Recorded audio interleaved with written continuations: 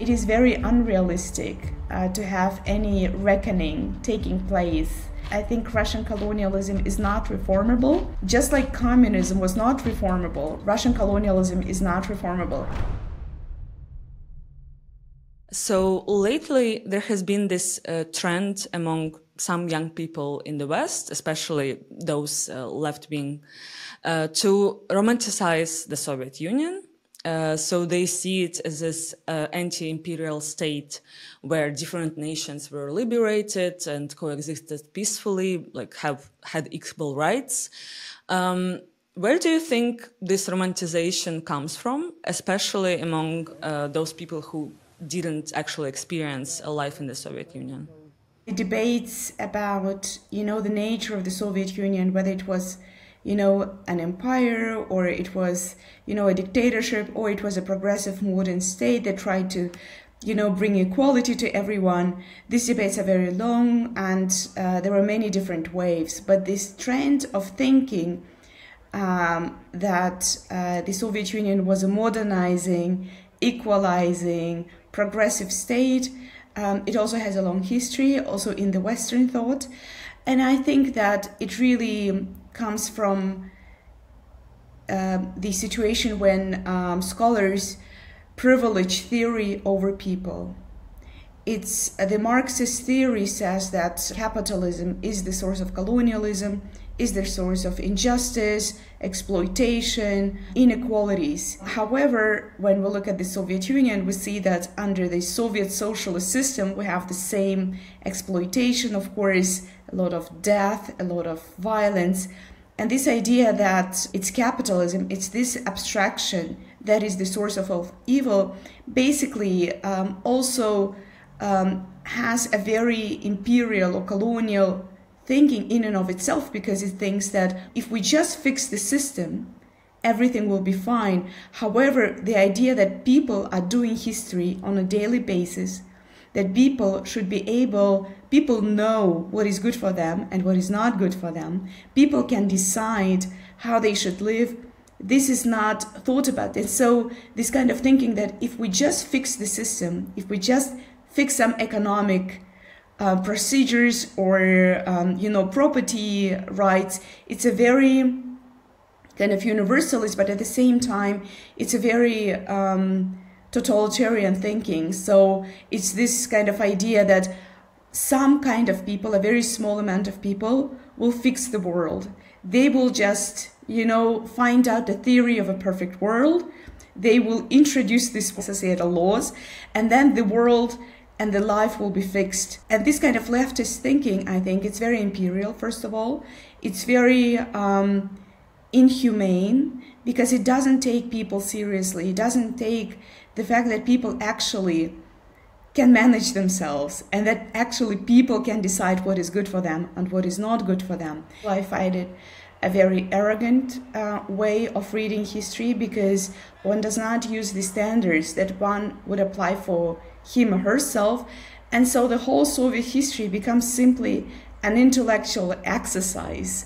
It becomes kind of a sports. Can you explain in short what's happening with Russia's national ideology right now, and what exactly is this Russian world we keep hearing about? With the wars on Ichkeria, Putin kind of promoted this idea that I'm the father in the house, I'm the master of the house, and I will bring order. So he was selling this idea that you don't have to do anything. I will take care of you. Look, I will make the streets safe. The 90s were very criminal and dangerous. I will bring you prosperity. We will rob these colonies. They will not want independence. We will keep stealing the gas, and we will keep stealing the oil. I remember in the early 2000s when I asked my, acquaintances, people who I met in Moscow about Ichkeria, and I asked them, what about the independence? I think it is very important to give them independence. And one of the most frequent answers was, but what about oil? Today we don't think about the oil question, but back then I remember it very clearly. people really thinking that we need to kill Chechens because we cannot lose the oil and we cannot lose the natural resources. And there was this idea that this nation, these people, they just need to enjoy life. So a lot of, entertainment shows was sponsored.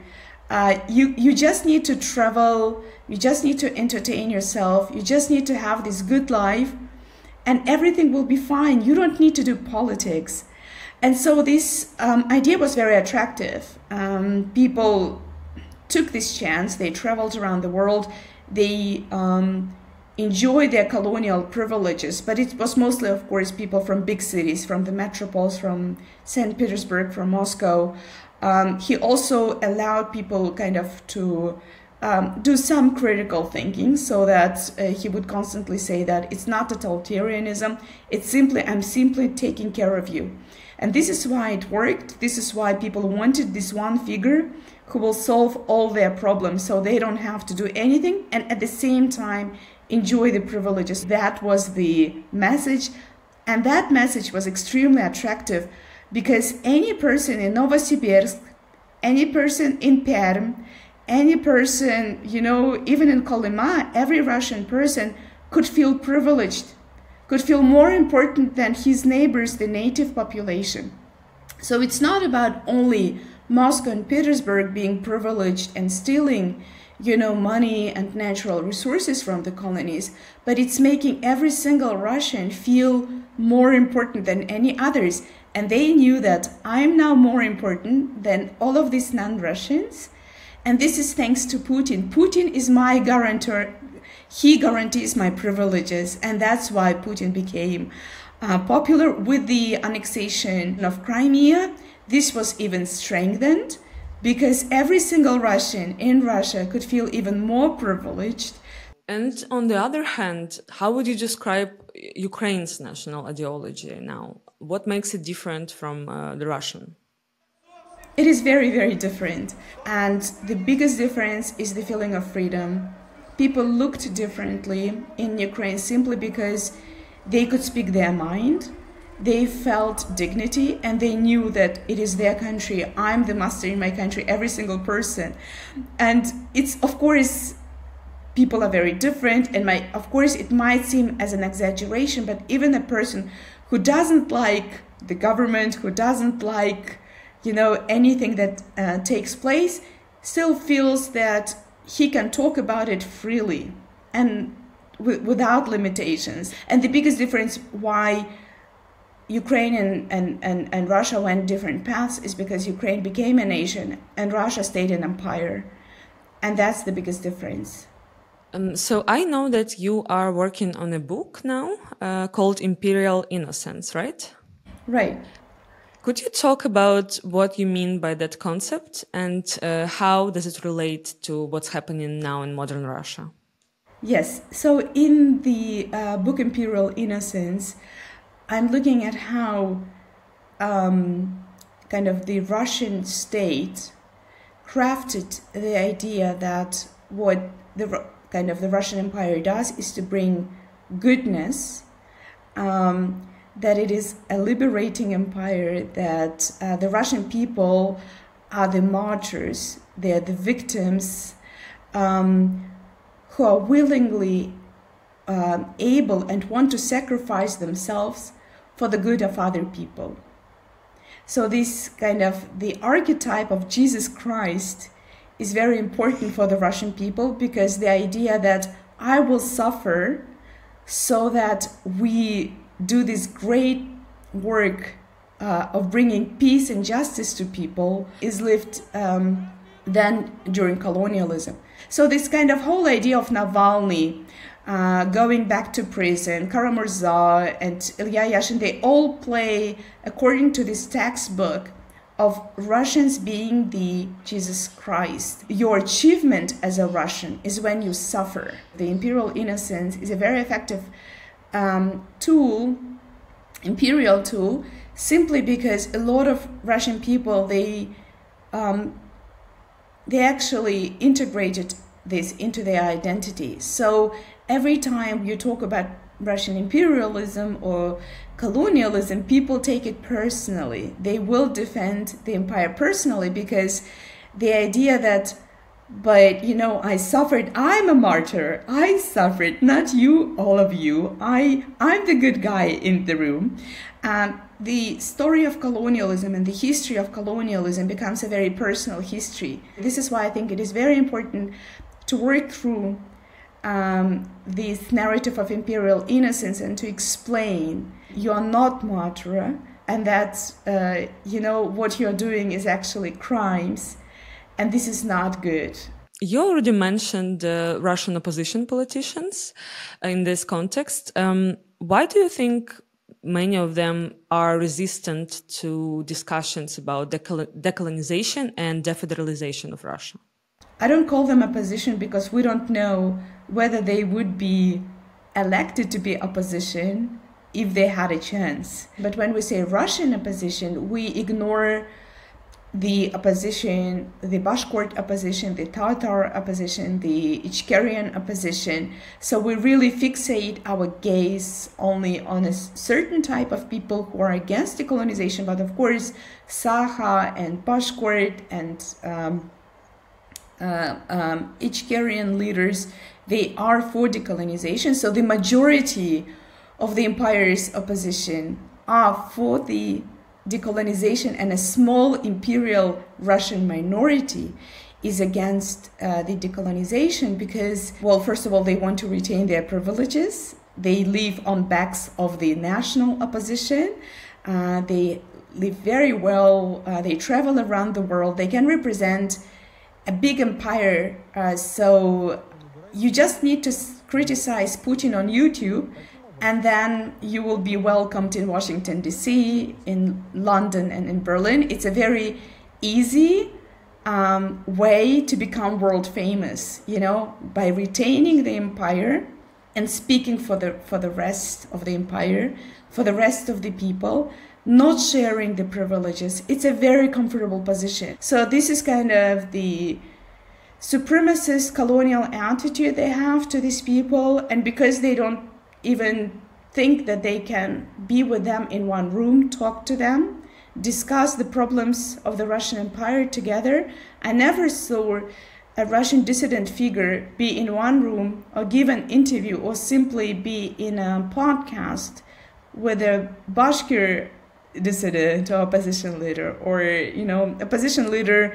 They think that they have the right to speak for Chechens, for Tatars, for Kalmyks, for Sakha, who do not want them to speak for them, of course.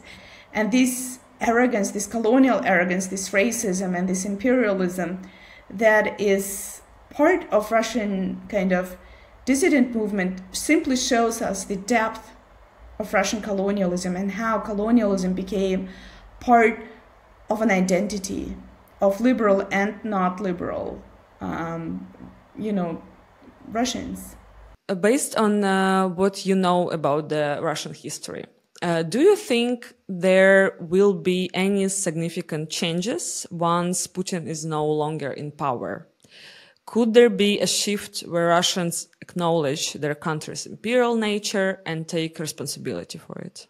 I think that it is very unrealistic to have any reckoning taking place among kind of ethnic Russians. I think Russian colonialism is not reformable, and Russian colonial identity is not reformable. Just like communism was not reformable, Russian colonialism is not reformable. 2.5 years, almost 3 years have passed, and we have from Russian intellectuals no roadmap of what we need to think, how we need to rethink the Russian colonialism. If the images from Mariupol, if the images from Bucha did not spark any awakening, then nothing will. Nothing will. So we should not have any hope. There is no hope. I tried. There is only defense. There is no hope of rethinking of Russian colonialism. But again, when we think about Russia, we should not forget the national republics, because this is a different story, and the colonized, they see, they feel the pain of Ukrainians because they have the intergenerational kind of physical memory in them, because their forefathers experienced exactly what Ukrainians are experiencing today, and they feel it.